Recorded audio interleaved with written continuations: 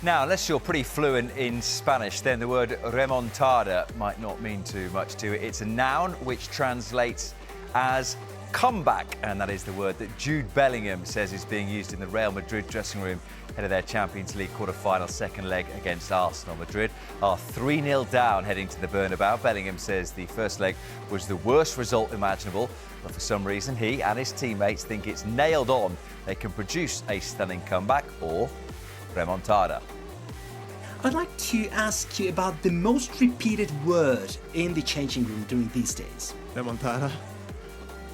Honestly, I've heard it about a million times since last week. I've seen a million videos online and made by fans, made by kind of you guys, I suppose, and yeah, really motivating stuff.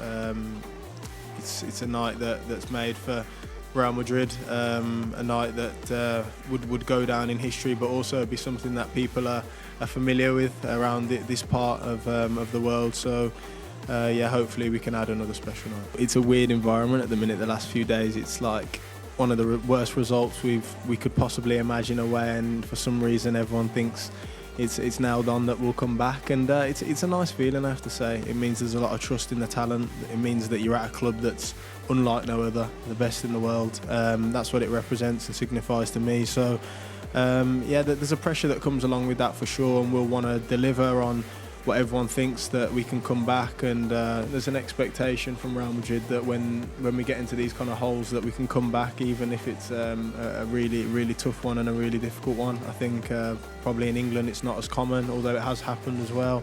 I think Liverpool did it a couple of years back before they got to the final or something like that, or they won it. So yeah, it's just because the club have done it so many times, and that's what's so impressive about the size of this club. After the game, it's normally really tough. You have the kind of few moments after you've got to do the press, you're sitting around on your own, where you do think that it's going to be difficult, it's going to be tough, and then the more you get speaking to the other lads and you see how confident they are, the more it kind of rubs off on you. The lads that have experienced these kind of nights before, it rubs off. Like I said before, it's infectious, and it makes you a lot more confident, a lot more comfortable with the situation you're in, about the people you're going into the situation you're in. So yeah, for us it was pretty much immediate. So by the time we was back on the coach, we was all not in good spirits, obviously, but realised that we could still be in the competition.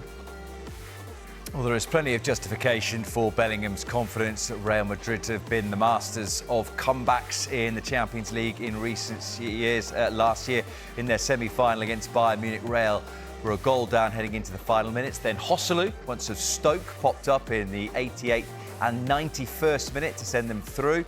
2 years earlier, PSG were 2 goals down.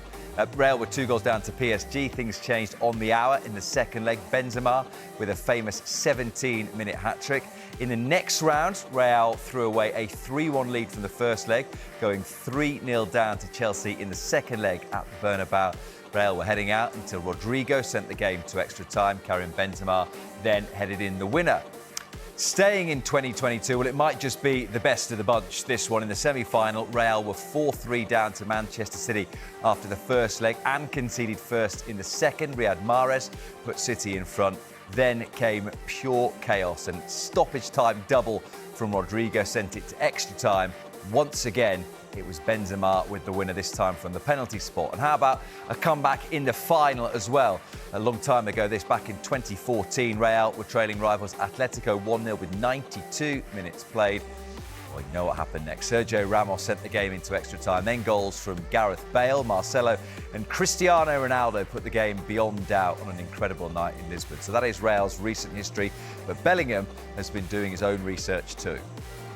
I've heard Emilio was talking about one against Anderlecht, I think, where they won like 6-1 in the second leg or something like that, and I've seen the clips not long ago on TikTok. So yeah, that's my source of education these days. So no, yeah, I've seen a couple of those, and obviously the ones in more recent times. So yeah, it's something that you want to be a part of. It's something that you want to add to the history of this club. There's not a lot you can do for Real Madrid in the Champions League that hasn't already been done, and tomorrow is an opportunity for us to do something that hasn't been done for the first time, and that's really important to us.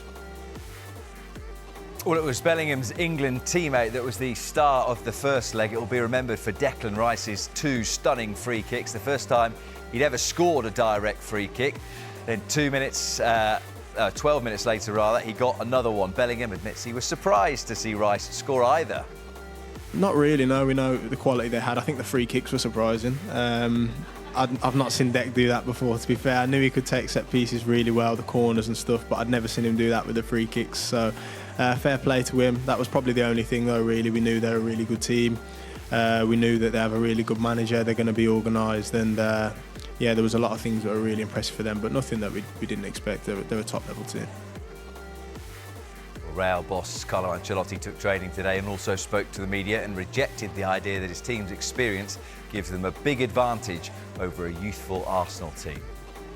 This is a team that really well organized, that Arteta is working with them for a long time, so they have a really clear idea, defensively, offensively. And when you have a clear idea, you are more focused on what you have to do than on the ambience outside. To score early is the more important part of the game, but the most important part to have a good control at the game and to try to do your best at the beginning. To, as I said, to have a good control of the game, and then when you have a good control of the game, you can score at every minute.